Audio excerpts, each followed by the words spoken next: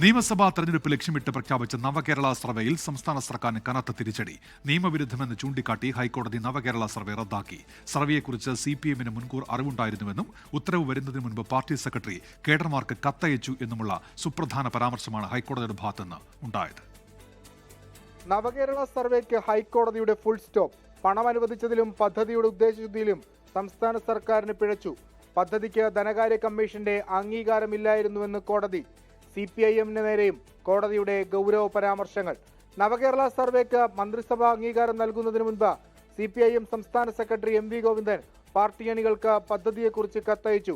CPIM പ്രവർത്തകരെ പോർട്ടലിൽ കുത്തിനിറക്കാൻ ശ്രമം നടന്നെന്ന ഹർജിക്കാരുടെ ആരോപണം ബലപ്പെടുത്തുന്നതാണ് സംസ്ഥാന സെക്രട്ടറിയുടെ കത്തെന്നും കോടതി.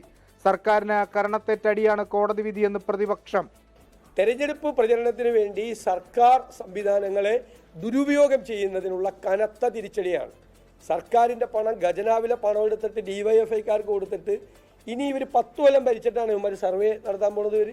സ്വാഭാവികമായിട്ടും സർക്കാരിന്റെ മുഖത്ത് ഏറ്റവും ഒരു കനത്ത പ്രഹരമാണ് ഈ ഹൈക്കോടതിയുടെ ഈ വിധി പ്രസ്താവം എന്ന് പറയുന്നത്. എന്നാൽ ഹൈക്കോടതി ഉത്തരവ് തിരിച്ചടിയല്ലെന്ന നിയമമന്ത്രി P. രാജീവ്. റദ്ദാക്കിയതിന്റെ കാരണം എന്താണ് എന്നുള്ളത് വിധി പൂർണ്ണമായിട്ട് വരുമ്പോൾ ഞങ്ങൾ പരിശോധിക്കും. ചിലപ്പോൾ സാങ്കേതികമായ പ്രശ്നമാണെങ്കിൽ സാങ്കേതികമായ പിഴവ് നികത്തും.